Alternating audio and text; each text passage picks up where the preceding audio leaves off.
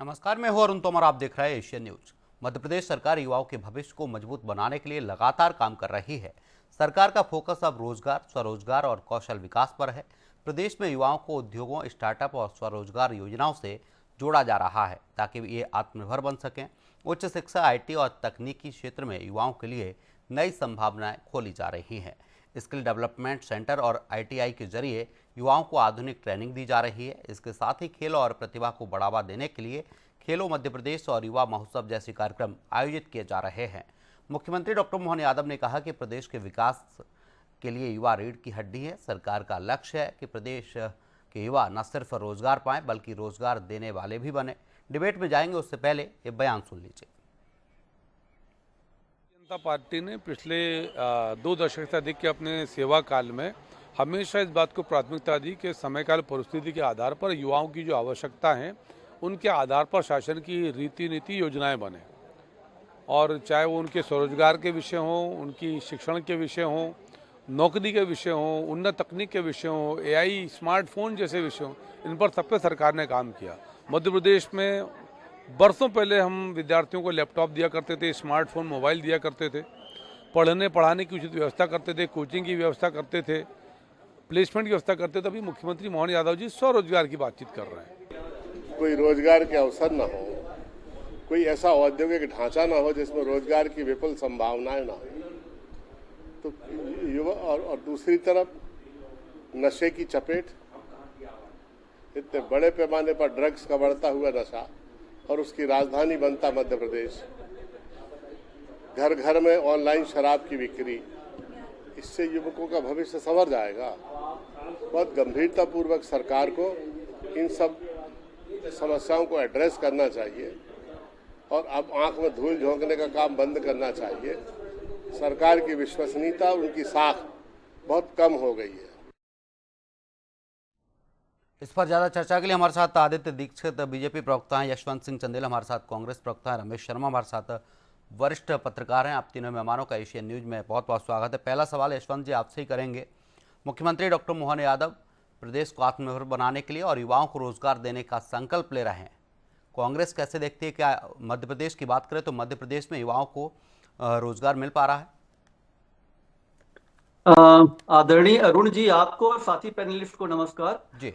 अरुण जी, आपके जो शुरुआती रिमार्क्स है जिसपे आज डिबेट हो रही है उसमें 2-3 पॉइंट्स को आपने क्लब किया है।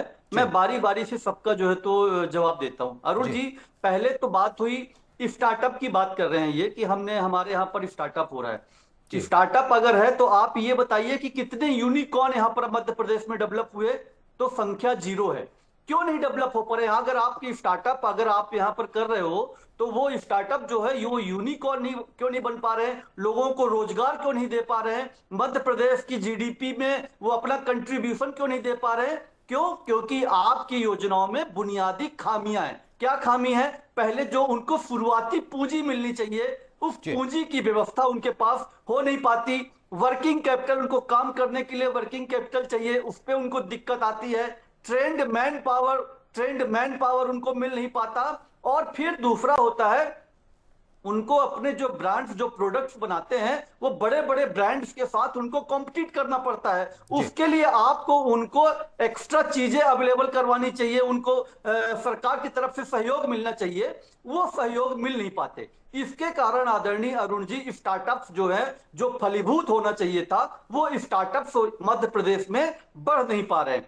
फिर दूसरा आपके इसमें एक और पॉइंट है आपके इसमें कि खेलो स्पोर्ट्स के लिए सरकार जो है स्पोर्ट्स के लिए काम कर रही है। मैं पूछना चाहता हूं अरुण जी, स्पोर्ट्स के लिए आप इतना काम कर रहे हैं, अगर खेलो मध्य प्रदेश और युवा महोत्सव की बात कर रहे हैं, तो फिर आपने पुलिस विभाग और अन्य सरकारी विभागों में जो उत्कृष्ट खिलाड़ियों के लिए जो सीधी भर्ती, जो स्पोर्ट्स कोटा से जो खिलाड़ी भर्ती होते थे, उनमें 5 सालों से आपने बैन क्यों लगा के रखा हुआ है? आज बहुत से ऐसे खिलाड़ी हैं जो राष्ट्रीय और अंतरराष्ट्रीय स्तर के हमारे यहाँ पे खिलाड़ी हैं मध्य प्रदेश में, उनकी भर्ती जो है सरकारी नौकरी उनको नहीं मिल पा रही। कोई ठेला लगाने को लगा रहा है तो कोई कुछ दूसरे काम जो हमारे राष्ट्रीय खिलाड़ी कर रहे हैं। और फिर देखिए ये जो जैसे युवा महोत्सव, इस तरह के कार्यक्रम जो होते हैं जो सरकार करती है, उसमें टेंट और जी बाकी तामझाम पैसा चला जाता है। अगर वही पैसा उनकी डाइट पे, कोच पे, वर्ल्ड क्लास फैसिलिटी पे, जिम पे और अच्छे स्टेडियम बनाने पे बात करें, केवल मैं इंदौर और भोपाल की बात नहीं कर रहा आदरणीय जी अरुण जी। अगर आप छोटे छोटे जिलों में जाएंगे तो वहां पर बेसिक इंफ्रास्ट्रक्चर का बहुत ज्यादा अभाव है। ना तो वहां पर ढंग के कोई स्पोर्ट्स ग्राउंड है वहां पर, ना तो वहां पर जिम है, ना तो ट्रेनर है, और ना तो बच्चों को उस तरह से सुविधाएं मिल पाती हैं जिससे कि वो वर्ल्ड के लोगों से कॉम्पिटिट कर पाए। तो जब तक सरकार ये चीजें प्रोवाइड नहीं करेगी तब तक ग्रामीण एरिया से और एरिया से कैसे बच्चे निकल पाएंगे, कैसे वो जा पाएंगे? आप केवल इंदौर और भोपाल की ही बात करते रह जाएंगे। और मध्य प्रदेश है, बुंदेलखंड है, महाकौशल है, जी विंध्य का एरिया है, जहां पर ये बेसिक चीजों की बहुत ठीक है जरूरत है और सरकार को इस पर जी ध्यान देना चाहिए। ठीक फिर है, आदित्य तीसरी जी जुड़ बात गए मेरे आपकी साथ। आई। जी रुकना चाहूंगा यशवंत जी, आदित्य जी हमारे साथ जुड़ गए हैं, बीजेपी प्रवक्ता। आदित्य जी, अभी जो कांग्रेस प्रवक्ता कह रहा है कि जो बुनियादी ढांचा होना चाहिए वो नहीं मिल पा रहा, जो प्लेग्राउंड है वो नहीं मिल पा रहा, प्रदेश में जो स्पोर्ट्स कोटा था वो खत्म कर दिया, और सरकार कह रही कि मध्य प्रदेश में युवाओं को रोजगार देना है, आत्मनिर्भर भारत बनाना है, आत्मनिर्भर मध्य प्रदेश बनाना है, आत्मनिर्भर युवा बनाना है। देखिए, सबको वंदे मातरम। जी सबसे पहले तो मैं ये कहना चाहूंगा कि जो साथी प्रवक्ता मेरे हैं, ठीक है, कांग्रेस का पेट दुखना जायज है, दुखना चाहिए। अगर कांग्रेस का पेट नहीं दुखेगा तो इसका मतलब ये है कि भारतीय जनता पार्टी कोई काम नहीं कर रही है। जी रही बात कि जो मुख्यमंत्री जी ने और भारतीय जनता पार्टी ने जो क्रांति लाने का जो विषय लेके आई है मध्य प्रदेश के अंदर, तो युवाओं के अंदर आज हमारा मध्य प्रदेश पूरे देश के अंदर युवाओं के लिए मॉडल बनके स्थापित होगा। आप देखिएगा, जी चाहे वो आईटी सेक्टर हो, चाहे वो रोजगार हो। सबसे बड़ी बात आपको मैं बताना चाहता हूं, मैं साथी प्रवक्ता को भी बताना चाहता हूं कि आप कम से कम आपने तो बेरोजगारों को भत्ता देने का झूठा वादा करके उनको भत्ता तक नहीं दिया, और बेचारों को ढोर भेड़ चराने के लिए आप उनको प्रलोभित कर रहे थे आपके शासन में। जी कम से कम भारतीय जनता पार्टी ये नहीं करते हुए अब जॉब सीकर नहीं बनाएगी, युवाओं को जॉब देने वाला बनाएगी। हम उस कदम पे आगे बढ़ रहे हैं। स्टार्टअप के अंदर हम इतिहास बनाएंगे, आईटी के अंदर हम इतिहास बना रहे हैं, आज हम स्पोर्ट्स के अंदर इतिहास बना रहे हैं। आज आप कहाँ हो, आप किस दुनिया में हो, आप कौन से, आप ये बात करिए कि क्या क्या पॉजिटिव मध्य प्रदेश के अंदर होने जा रहा है। और आज ये जितना भी जो प्लान आज मध्य प्रदेश के अंदर जो मेरे साथी प्रवक्ता भी बता रहे थे, तो ये बहुत जल्दी आपको ग्राउंड पे दिखेगा। और युवा, मध्य प्रदेश का युवा बेरोजगार नहीं रहेगा, वो रोजगार देगा, रोजगार देने वाला बनेगा। जो रोजगार पा सकते हैं वो रोजगार पाएंगे, और जो रोजगार दे सकते हैं वो रोजगार देंगे। ऐसा मध्य प्रदेश आपके सामने बहुत जल्दी आने वाला है। जरा थोड़ा सा धैर्य रखिए। बाकी आप जो बात कर रहे हैं तो आईटी के अंदर भी आप बात करिए, आप स्पोर्ट्स के अंदर बात कर रहे हैं तो स्पोर्ट्स के अंदर बात कीजिए। आप ये जो क्रांति ला रहे हैं, मुख्यमंत्री जो योजना ला रहे हैं, इसके अंदर पूरे मध्य प्रदेश के अंदर आपको एक सकारात्मक प्रयास आपको ग्राउंड पे दिखेगा, युवाओं के बीच में सरकार दिखेगी आपको। और जो आज आप इंदौर भोपाल की बात करते हैं, अरे वो दिन याद कीजिए जब हमारे मध्य प्रदेश के बच्चे बेचारे जॉब करना तो हैदराबाद, मुंबई, पूना, बेंगलोर पढ़े रहते थे, यहाँ माता पिता को छोड़ के पढ़े रहते थे। आज ये भारतीय जनता पार्टी की दूरदर्शिता है कि आज मध्य प्रदेश के बच्चे मध्य प्रदेश में ही पढ़ पा रहे हैं। सारी बड़ी बड़ी यूनिवर्सिटीज आ गई हैं और मध्य प्रदेश में ही उनको जॉब मिल रहे हैं, तो अपने माता पिता के पास रह पा रहे हैं। नहीं तो आप सोचिए, कल्पना कीजिए कि वो माता पिता पे क्या बीतती होगी जब उनके बच्चे दूसरे शहरों में, प्रदेशों में जॉब करते थे। तो ये मध्य प्रदेश की सरकार का ही चमत्कार है कि आज मध्य प्रदेश का बच्चा मध्य प्रदेश में ही जॉब कर रहा है। 40,000 करोड़ का इन्वेस्टमेंट लेके आए। आपने क्या किया था? कमलनाथ जी की सरकार में 1 रुपया भी लेके आए? आप नहीं लेके आए, उल्टा ढोर चराने के लिए पैसे दे रहे थे। ढोर चराएगा हमारा युवा, उसके ऊपर भी जवाब दो। आपकी 15 महीने की सरकार में कमलनाथ जी ने युवाओं के साथ कितना बड़ा छल किया। 4,000 रुपए बेरोजगार भत्ता देने का बोला, दिया आज तक? और उसके ऊपर चुप्पी साध गए। झूठ की सरकार को तमाचा मध्य प्रदेश की जनता ने मारा है, और अभी भी इस तरह के झूठ के प्रपंच रचने से कुछ नहीं होगा। ग्राउंड पे आपको काम दिखेगा, ग्राउंड पे जनता को काम दिखेगा, और बहुत जल्दी युवा, मध्य प्रदेश का सशक्त युवा आपको सामने दिखेगा। ये मेरा विश्वास है और मेरे संगठन का मुझको विश्वास है। ठीक है, रमेश शर्मा हमारे साथ वरिष्ठ पत्रकार हैं। रमेश शर्मा जी, जो बात मेरी आवाज आ रही है? जी, रमेश शर्मा जी के पास जाऊँ, वरिष्ठ पत्रकार हमारे साथ। रमेश शर्मा जी, मध्य प्रदेश सरकार युवा शक्ति की बात कर रही है, आत्मनिर्भर युवा बनाने की बात कर रही है, आत्मनिर्भर मध्य प्रदेश बनाने की बात कह रही है, लेकिन कांग्रेस सवाल उठा रही है। क्या जो सरकार कर रही है उसका जमीनी स्तर पर काम देखने को मिल रहा है?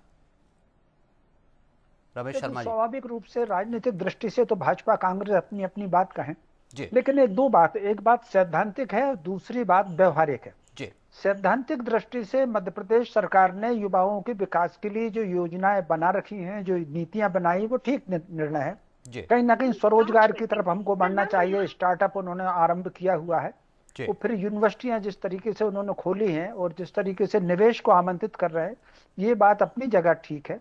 लेकिन व्यवहारिक दृष्टिकोण से अगर आप देखेंगे तो एक समाज में स्वरोजगार का, अपने पैरों पर खड़ा होने का वातावरण बनना चाहिए, वो वातावरण नहीं है।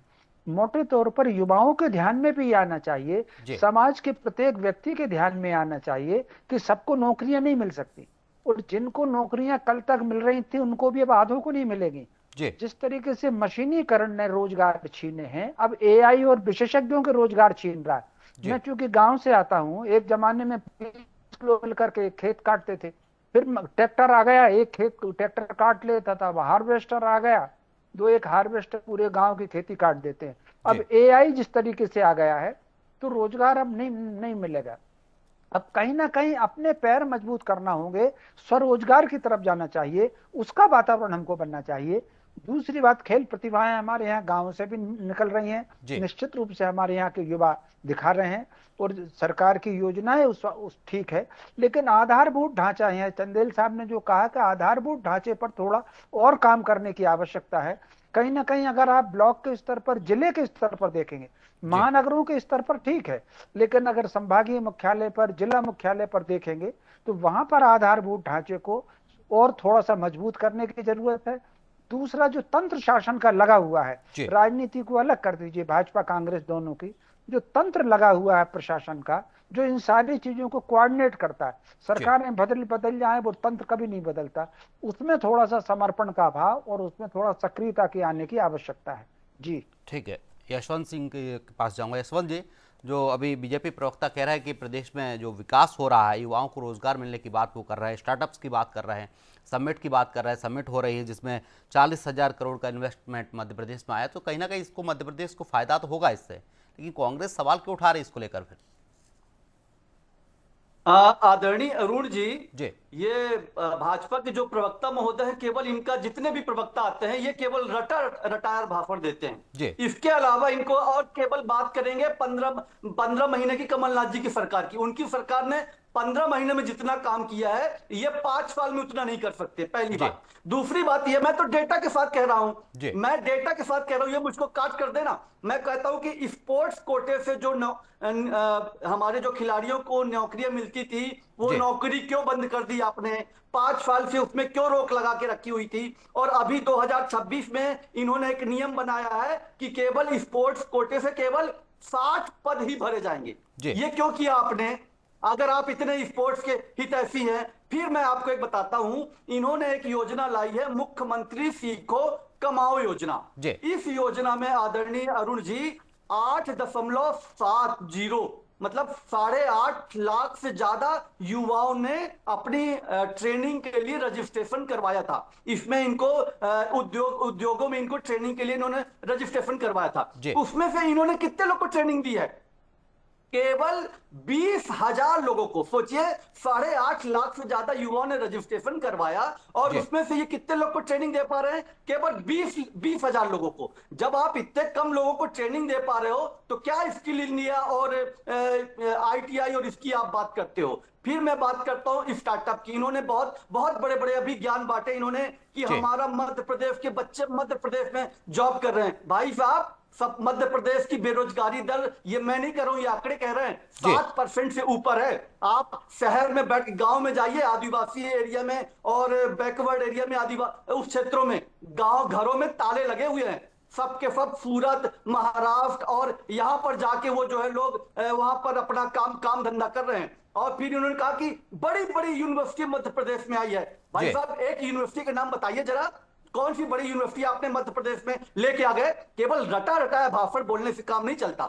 आज हमारे स्टार्टअप्स जो हैं, स्टार्टअप्स को बैंक जो है लोन नहीं दे पा रहे हैं। बैंक जब लोन नहीं दे पा रहे हैं तो वो अपना बिजनेस एक्सपांड नहीं कर पा रहे हैं। सरकार इस पर क्या काम कर रही है? कितने लोग को आपने लोन दिया है? हमारे स्टार्टअप्स जो है यूनिकॉर्न क्यों नहीं बन पा रहे हैं? इस पर आपने क्या काम किया है? इस पे मत बुलवाइए इनसे, बस इनसे भाषणबाजी करवा लीजिए बस। ठीक है आदित्य जी, अभी कांग्रेस प्रवक्ता कह रहे हैं कि युवाओं को लोन नहीं मिल पा रहा है, जो स्टार्टअप्स आपके चल नहीं रहे हैं, और जो स्पोर्ट्स कोटे की भर्ती थी वो भी सरकार ने बंद कर दी है। सिर्फ 60 पदों पर भर्ती होने, कई सारे आरोप आप पर लगाए गए हैं। आदित्य जी। बहुत बढ़िया जी। अरुण जी, मैं आपको कहना चाहता हूँ जी। जो मेरे जो साथी प्रवक्ता जिस तरह से बौखला गए एकदम से, जी। आप नहीं दे पा रहे हो, उस तो भी उलझुल जो आरोप प्रत्यारोप लगा रहे हैं, तो इनको जैसे ये मेरे को बोल रहे हैं कि हमारे यहाँ पे सब लोग रटे रटे आते हैं, तो इनको भी थोड़ा सा ज्ञान होना चाहिए। कितनी यूनिवर्सिटी इंदौर में आ गई है, भोपाल में आ गई है, इंटरनेशनल यूनिवर्सिटी इंदौर के अंदर है, IIT है, IIM है, इनको एक कुछ पता ही नहीं। तो फिर जब इनको नॉलेज ही नहीं है, झूठे तथ्य डिबेट में रखना। अरुण जी जैसे अभी इनकी अभी देखिए अभी बीच में बोल रहे हैं, आप भी बोलना, मेरे को तो बोलने दो, कोई दिक्कत नहीं। ठीक है आदित्य जी, आप अपनी बात पूरी कीजिए। यशवंत जी सुन रहे हैं आपको। यस। हाँ, दूसरी चीज कि आज जैसे इन्होंने कहा, तो अब जो हम आज भारतीय जनता पार्टी मोहन यादव जी की सरकार जो संवेदनशील सरकार है, वो आज युवाओं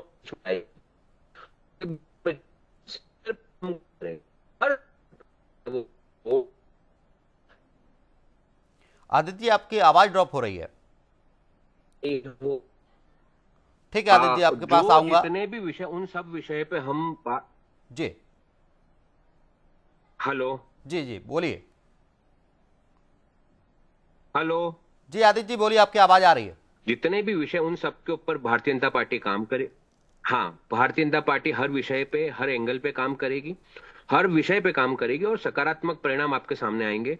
रही बात कि आज आप स्टार्टअप्स की बात कर रहे हैं, तो स्टार्टअप्स का जरा स्टार्टअप का भी आंकड़ा देख लो, कितने स्टार्टअप हमारे पे रनिंग हो गए, कितने स्टार्टअप्स को फंडिंग हो गई है। 20,000 स्टार्टअप हमारे 2027 के अंदर रनिंग पे आ जाएंगे आप। और उसके अंदर भी जो हम आदित्य जी, वो स्टार्टअप की आप बात कर रहे हैं, उन स्टार्टअप से कितने युवाओं को रोजगार मिलना है और कितने युवा स्वरोजगार बनेंगे? 37,000 जो 40,000 करोड़ का जो इन्वेस्टमेंट है, उसमें 37,000 युवाओं को जॉब मिलेगा। दूसरी चीज, जो स्टार्टअप्स हैं, जब एक युवा जब नौकरी देने वाला बनता है, एक स्टार्टअप खड़ा होता है, तो उस स्टार्टअप के अंदर, एक स्टार्टअप के अंदर कम से कम 50-100 लोगों को जॉब मिलती है।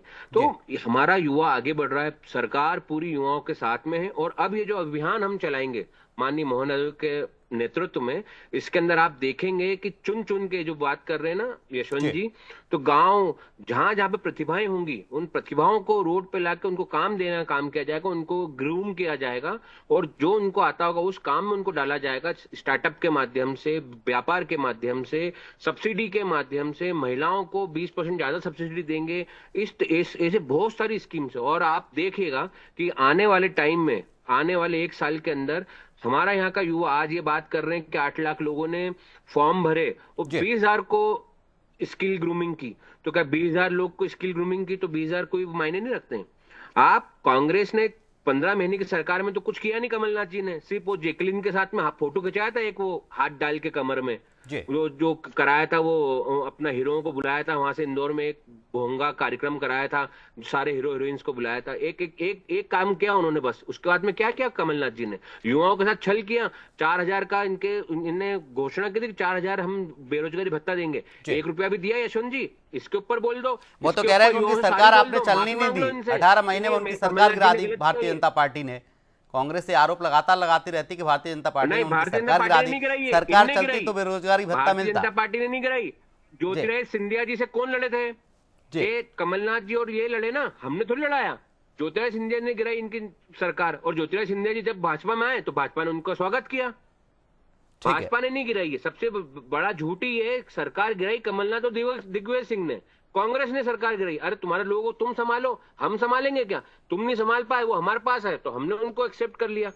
उसमें क्या हो गया? आदित्य जी, ये मान लिया जाए मुख्यमंत्री डॉक्टर मोहन यादव ने जो संकल्प लिया है, इससे युवाओं को नया रास्ता मिलेगा और मध्य प्रदेश आत्मनिर्भर मध्य प्रदेश बिल्कुल बनेगा। नया रास्ता मिलेगा। मध्य प्रदेश पूरे देश के अंदर नजीर बनेगा। युवाओं को रोजगार के लिए प्रोत्साहित करने के लिए और रोजगार देने लायक बनाने के लिए नजीर बनेगा मध्य प्रदेश पूरे देश के अंदर। ठीक है, रमेश शर्मा जी के पास जाऊंगा, वरिष्ठ पत्रकार हमारे साथ। रमेश शर्मा जी, जो भारतीय जनता पार्टी के प्रवक्ता कह रहे हैं कि मध्य प्रदेश देश में नजीर बनेगा, प्रदेश में युवा रोजगार भी लेगा और रोजगार देने वाला भी बनेगा।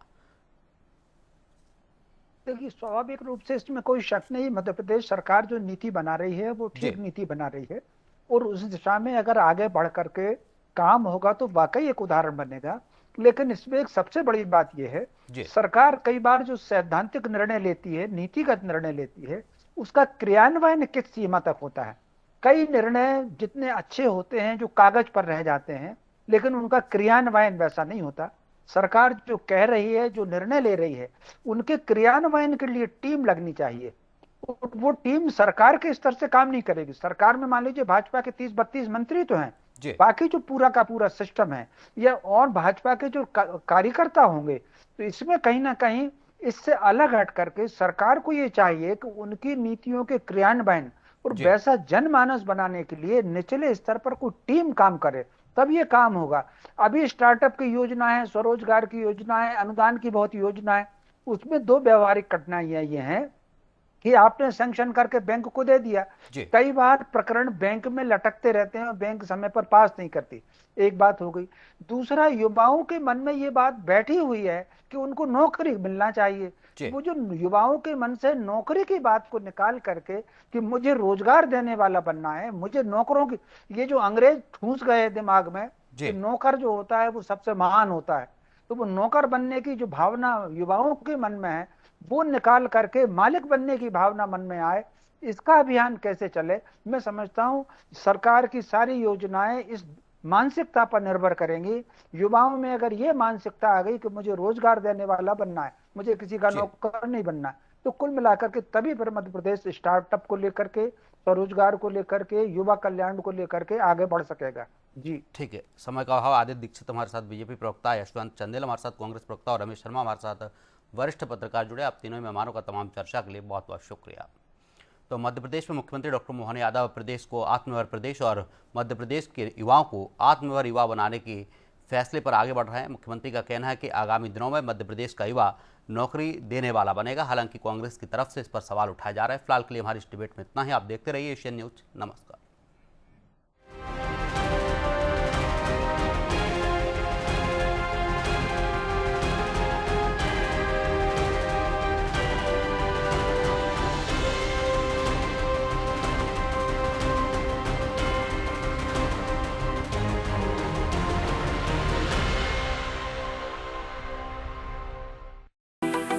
समान अधिकार, समान न्याय और समान व्यवस्था। उत्तराखंड, गुजरात, असम और गोवा के बाद विकसित भारत की यही मूल भावना मध्य प्रदेश में भी साकार हो रही है। अब समय की मांग है कि देश में एक सेकुलर सिविल कोड हो। प्रधानमंत्री श्री नरेंद्र मोदी के संकल्पों को साकार करते हुए मुख्यमंत्री डॉक्टर मोहन यादव की अगुवाई में मध्य प्रदेश विधानसभा से समान नागरिक संहिता विधेयक 2026 यानी यूसीसी विधेयक पारित हो गया है। इससे पहले मोहन यादव सरकार ने सुप्रीम कोर्ट की पूर्व न्यायाधीश रंजना देसाई की अध्यक्षता में समिति बनाई, जिसने 55 जिलों में संवाद किया और 10 लाख से अधिक सुझावों के आधार पर तैयार यूसीसी बिल को व्यापक जन भागीदारी और सभी वर्गों से संवाद के बाद पारित कराया गया। एवरेज 80% से ज्यादा मुस्लिम बहनों ने इस नियम को लागू करने के लिए पक्ष में बात कही और 40% मुस्लिम भाइयों ने भी कहा है कि हमारी भी माताएं बहनें हैं। मध्य प्रदेश यूसीसी की प्रमुख बातें हैं विवाह, तलाक, उत्तराधिकार और बच्चा गोद लेने के लिए समान कानून, विवाह और तलाक का अनिवार्य पंजीकरण, बहुविवाह, 3 तलाक और निकाह हलाला पर रोक, महिलाओं को संपत्ति और उत्तराधिकार में समान अधिकार, लिव इन संबंधों का पंजीकरण अनिवार्य, ऐसे संबंधों से जन्मे बच्चों को वैध अधिकार, जनजातीय परंपराओं के संरक्षण के लिए अनुसूचित जनजातियां दायरे से बाहर। यूसीसी कानून से मध्य प्रदेश में समान अधिकार, महिला सशक्तिकरण, सामाजिक न्याय और सुशासन को नई मजबूती मिलेगी।